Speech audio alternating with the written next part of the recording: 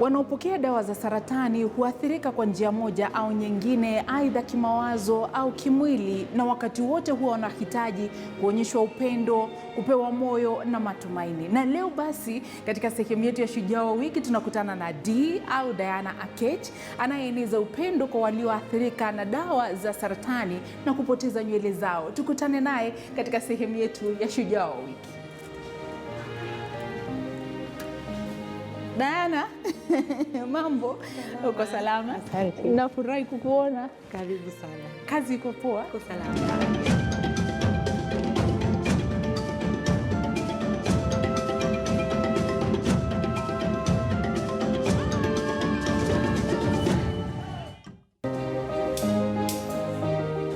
Haya, asante sana na shukrani kwa kutukaribisha. Kwanza kabisa tueleze majina yako kamili, wewe ni nani na unajishughulisha na mambo gani?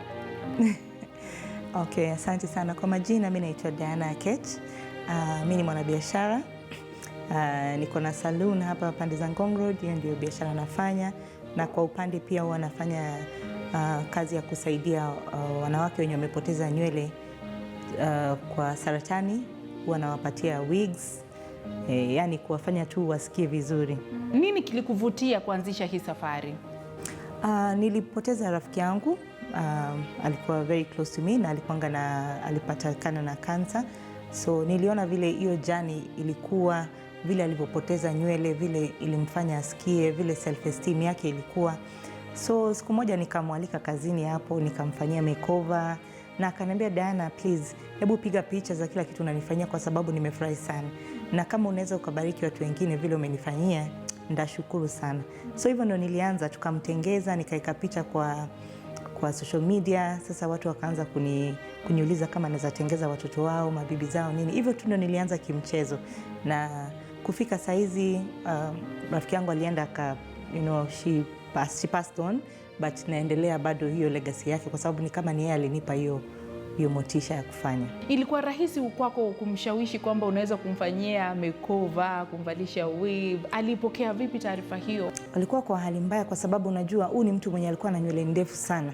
Sasa vile nywele ilipotea na alikuwa supposed kurudi kazini, sasa after matibabu hakujua vile hata ataanza kuingia kazini, kwa sababu unajua pia hii iko na stigma sana. Mtu akikuona tu na nywele anakuhurumia. Sasa mimi nikamwambia, basi wewe njoo mimi nitakusurprise. Sasa vile alikuja nikamtengeza, alifurahi sana. Hata vile alitoka hapo akienda, alipokuwa town, kila mtu anamsimamisha, anambia, nywele zako ni nzuri, umetengezwa wapi? Hata akasahau ya kwamba alikuwa amepoteza nywele yake. Kitu ilifanya niendelee ni kwa sababu sasa nilikuwa napata masimu nyingi kutoka kwa watu. Mtu ananipigia simu ananiambia mtoto wake tu ako na miaka 8 hana nywele. Na kwa hiyo huruma, unaona tu mtoto, nikimwalika huyo mtoto hapo, unamwona mtoto hataki kuangalia kwa sababu anasikia haya, hana nywele. Sasa vile nikaanza kuwatengeza, kama useme huyo mtoto kwa mfano, vile nilimtengeza nikamwekea wig yenye inaenda na rika yake, huyo mtoto alifurahi sana. Sasa hiyo kuona tu vile wanafurahi, kwa roho yangu pia inanipa raha nyingi sana.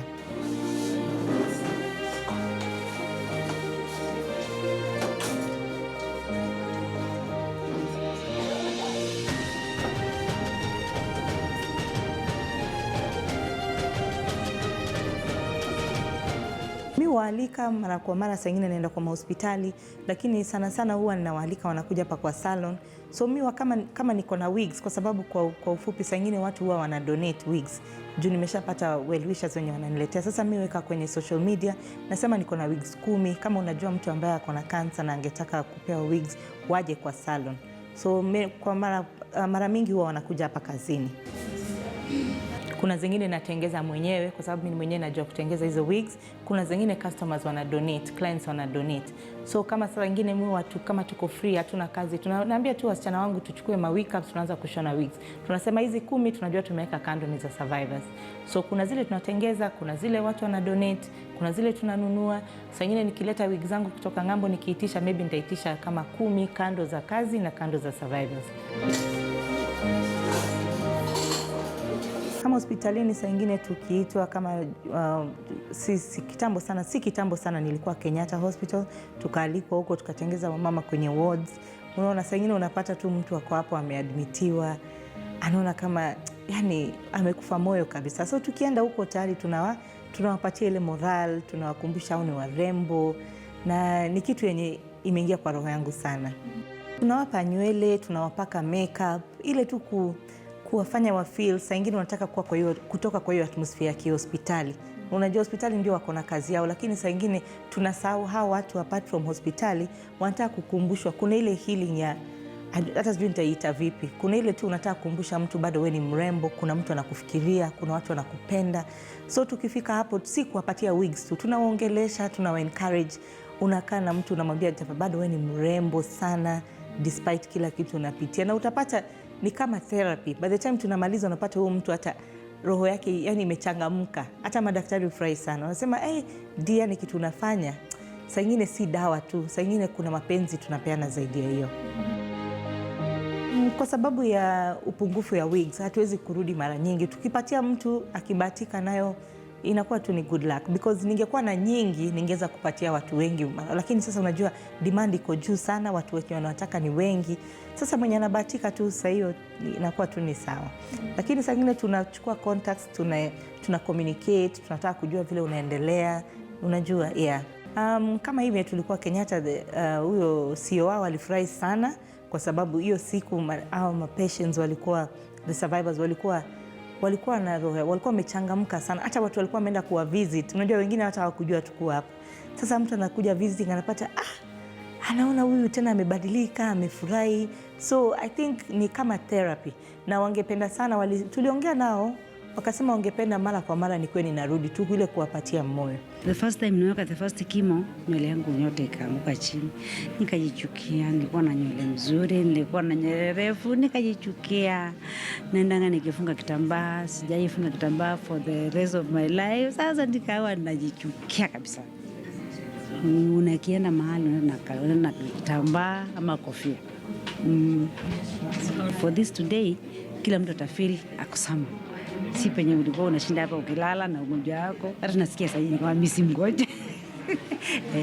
It means a lot for us when our patients are happy, because it's not just about giving people medicine or drugs if you like, but such acts makes them feel better, particularly when it comes to our cancer patients. So I can only be excited, and I can wish this group the very best. It's really philanthropic, and I wish many more people out there could come to do exactly this. Kufika saa hizi tangu nianze, hii ni karibu sasa nafikiri naenda mwaka wa 5, nimepatia zaidi ya more than 500 women, na bado nahisi kupea wengine wengi. Hospitali nimefanya na watu wa Texas. Most of the, kama let's say Kenkasa, huwa wanatuma kwa sababu hawana place moja kama hospitali, huwa wanatuma survivors wao hapa. Watu wa Texas Hospital, huwa niko na marafiki sana na huyo Dr. Nyongesa, niko na wigs nataka kupeana, anawatuma hapa kwa salon kwa sababu ni rahisi than kwenda lese kama kwenda Texas. Utapata mambo ni mingi, so ni rahisi, wakiwa na nafasi wanakuja tu hapa kwa salon. Nafanya bila malipo yoyote kwa sababu nikianza target ile nilikuwa nayo, nilikuwa nataka kupatia watu wenye hawajiwezi kabisa, kwa sababu utapata kuna watu ndio wako na, lakini wanaweza kujinunulia hizi wigs expensive, lakini utapata kuna mwingine ako mashinani, mtu hawezi kuafford, unaona, kwa sababu tayari dawa ni pesa mingi sana. So utapata sana nia yangu ni kusaidia wale wenye hawajiwezi. Unatambua vipi mtu ambaye kweli ana saratani? Kwa sababu kuna wengine wadanganyifu ambao watakuja wakuhadai. Unaweza kuwatambua vipi wale wa kweli? Kitu ya kwanza kabla tuanze, mtu akija lazima to make sure tutaangalia medical records, alafu tunaweza kumpigia hata daktari just to clarify, kwa sababu utapata saizi kuna wengine mtu anaweza kuja tu na pengine unajua mambo ya dunia, mtu anaweza kuja hata maybe hana ugonjwa. Tushapata cases nyingi, so utapata mtu anaweza nyoa tu nywele zake akuje, mimi nitaenda kwa dini mwambie niko na cancer na atanipatia wig. So lazima tukue very careful, tunafuatilia kabisa records before, because hizi wigs si pesa kidogo. So lazima tukue careful. Na kwa hii salon nimeangalia kibao hiki ambacho umejitambulisha kujihusisha na watu walio na saratani. Wateja wako wakija huwa wanapokea vipi na wanasema nini? Wateja wangu wakija, sasa ile kwanza ninafanya makeover kwa survivors. Utapata wengine wamekaa hata wanatoka na machozi juu. Wanaangalia, wanaona hiyo process, wenyewe wanafurahi. Na utapata hawa wateja wangu bado utapata mtu atasema wacha nijitolee nidonetie mwingine wigs kama 2-3 kwa sababu kitu nafanya imenigusa roho yangu sana. So wateja wangu pia ni wazuri sana, pia wenyewe wamedonate sana wigs kwa hii process yenye kwa hii kazi yenye ambayo nafanya. So nitaambia Mwenyezi Mungu niko na wateja wazuri sana wenye wanaelewa. Hao ni wateja, wafanya kazi ambao unafanya nao kazi hapa. Wakati ambapo unawaambia leo tunashughulikia watu walio na saratani au tunaenda mahala fulani kushughulikia watu walio na saratani, wanasemaje? Tuseme wafanyikazi wangu kwenye this salon naweza sema ni kama wametumwa na Mwenyezi Mungu hapa, kwa sababu nikiwaambia niko na makeover ya watu wa kansa, wanajua kuna malipo watapata na watajitolea kabisa. Watakuja, wanajua hiyo siku tukisema tunaenda kwa hospitali ama hiyo siku survivors wanakuja hapa kama ni 30, wanajua hiyo siku ni siku yao, tumededicate siku ya survivors. Na nitakwambia ni kama Mungu, kwa sababu wanajua hapa tutapata malipo yote, lakini hata to them waambia mkifanya hii mjue hata nyinyi mnapata baraka, because hawa survivors wanawaombea. So yani wako tu amazing, nawapenda sana. Na familia yako je, wanasemaje kuhusu huduma hizi ambazo unazitoa? Kwa sababu watu wakisema unatoa huduma bila malipo wakati huu maisha ni magumu, familia yako inasemaje kwamba unashughulikia watu walio na saratani bila malipo yoyote? Kama mimi pande ya familia yangu, mimi nimeolewa, niko na watoto 3. Bwanangu ananisaidia sana kwa hii safari. In fact tuna work pamoja. Kama let's say tuko na kazi tunafaa kufanya hapa hospitalini, mzee wangu ataenda Kenyatta ama ataenda Kenkasa, atachukua au survivors, atawabeba na gari, atawaleta hapa, tukimaliza service atawarudisha. So ni kitu ambaye anaelewa. Watoto wangu pia nimeshawafundisha, kwa sababu nikiwa na mikoba watoto wangu ni wakubwa, watakuja wasaidie, kama ni kupika sandwiches ama ni juice watatengeza, watakuja wasaidie. So familia yangu imenisaidia sana katika hii journey. Na ni changamoto zipi ambazo unazipitia katika safari hii ambapo unatoa huduma hizi kwa watu walio na saratani? Namba moja changamoto nimepitia kwanza ni ukosefu wa wigs, kwa sababu utapata saa nyingine watu wenye wanataka ni karibu 100 na wigs niko nazo ni kama 30. So unaona sasa itafanya tu na work na wale wenye naweza kupata kwa saa hiyo. Na ya pili ni saa nyingine huwa tunakuwa very close na our survivors, mnakuwa na bond. Sasa inafika mahali unapata mtu ameaga, so huwa inani affect sana, kwa sababu nikifika nyumbani hata familia yangu inajua. Sasa naingia kwa nyumba siongei, nimejifungia tu nalia, wanajua patia mami space yake, I'm sure she's lost a survivor. So wako very supporting and wako wanatembea na mimi. Lakini kwa hiyo pia hata mimi napitia through counseling, kwa sababu si kitu rahisi, kwa sababu imagine uko na survivors 20 alafu unapata 18 wamekufa, unaona lazima itaku affect. So ilini affect in a way because niko very close now. So mtu akifa unapata inani affect, hata siwezi fanya kazi kwa sababu ndashinda nimelia. So saizi ninaenda through counseling, nimejua how to handle it and how to take care of myself as well. So ni kitu ambaye saizi najua kudeal nayo. Tuseme kwa mfano nilikuwa na mmoja marehemu anaitwa Macklin, she was like about 10-11 years. Na huyo nilimfanyia birthday yake Kenyatta Hospital. Mamake akaniapproach akamwambia mtoto wangu ako na kansa na aliona kazi unafanya, nataka umtengeze. So mimi nikajitolea, nikaenda Kenyatta, tukamfanyia party kubwa sana and alifurahi. So kutoka hiyo siku tukaanza kuwa very close na Macklin. Alikuwa ananitumia messages kwa WhatsApp, mpaka alikuwa ananiita mama. Ananiambia mama, umeamka, hebu enda job. Saa nyingine kama ametoka nje hospitali atakuja kazini, tutakaa na yeye. Hata anaambia mamake, hebu mimi acha nikae na mam D hapa tukae. So tukakuwa very close. Alafu one morning, kwa sababu alikuwa ananiamshanga mapema na messages, siku moja kanitext asubuhi, nikashindwa Macklin hajalala. Ndio mamake akaniambia Dana sorry, lakini Macklin aliaga jana, unaona. So ni kitu ambaye ijakuwa rahisi hata kidogo, lakini hiyo pia kifo Macklin ilini affect sana. But nikasema kwa ile joy yenye alikuwa nayo nikifanya hiyo makeover, nitazidi kufanyia watoto wengine pia wafurahi kama yeye, nitazidi kuendelea na hii kazi. So inanipa moyo, lakini si rahisi. Kama kuna mama mmoja rafiki yangu pia mwingine tukakuwa na tukakuwa tuna hiyo relationship, alikuja nikamfanyia wig, alafu kaa kidogo alianza kuendelea vizuri, kimo akamaliza, nywele mpaka ikafika mahali nywele zikamea, mpaka akaanza mwenyewe kunidonetia wigs. Akaniambia nywele yangu imemea, hata nitakuja kwa salon uniweke color. It was very nice. Akakuja tukamweka color and she was okay, unaona. Sasa kitu ikanishangaza, baada ya wiki 3 nikapata message kwamba aliaga, unaona. Sasa hata saa nyingine unakosa kuelewa.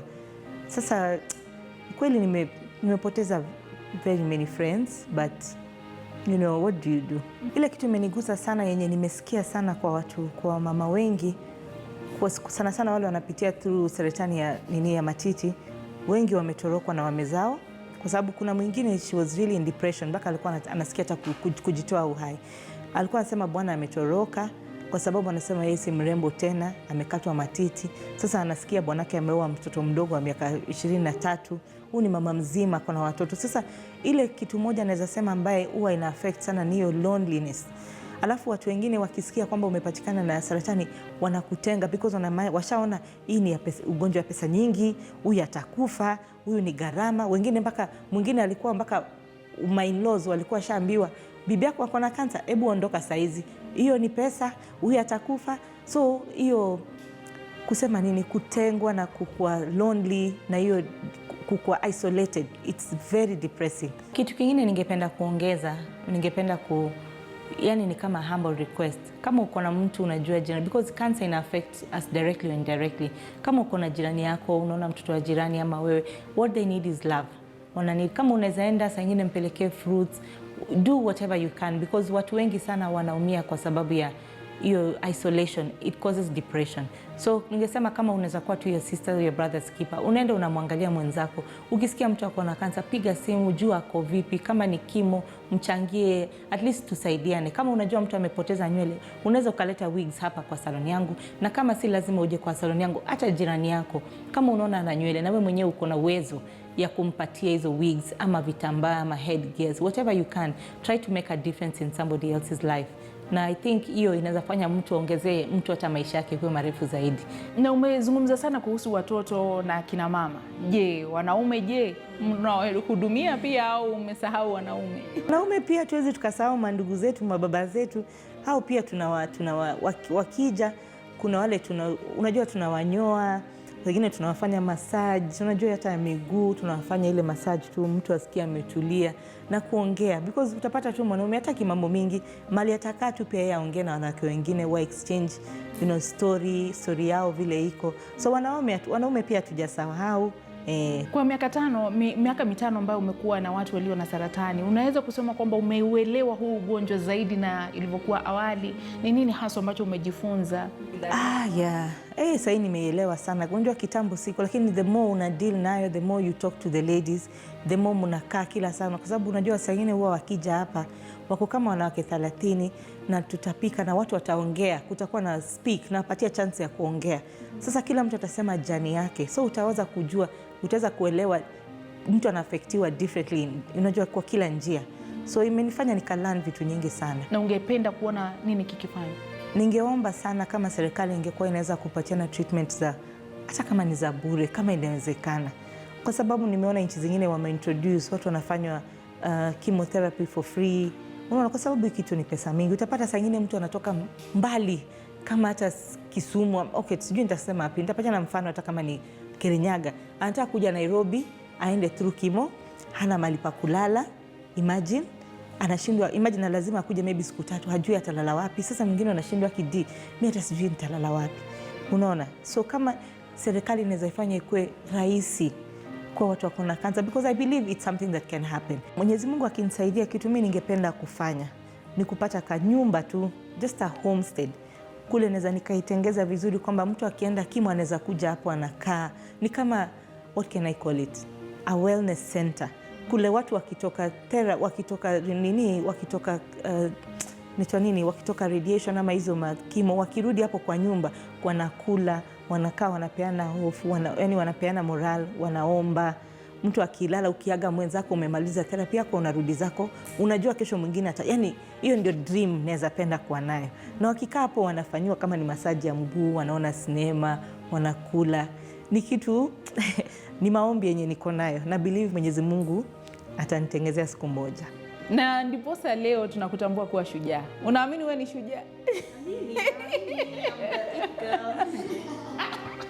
Ama kweli tunakutambua kuwa wewe shujaa kwa sababu ya mambo mazuri ambayo unayafanya kama katika jamii na huduma ambazo unazitoa bila kudai malipo yoyote.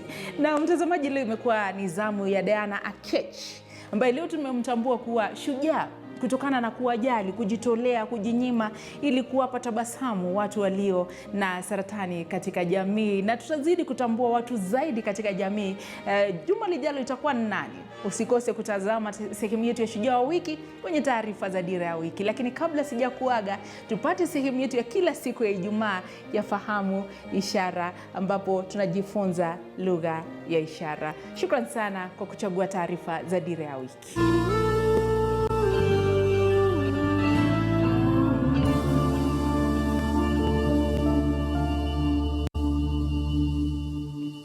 Hello,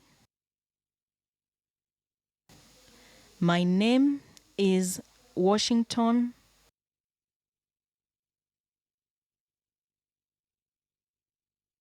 Akaranga. My sign name is this. Today, we are learning about technology terms and gadgets. Phone, phone. SMS, SMS. Video call, video call. WhatsApp, WhatsApp. Skype, Skype. Chat, chat. SIM card, SIM card. Credit, credit. Memory, memory.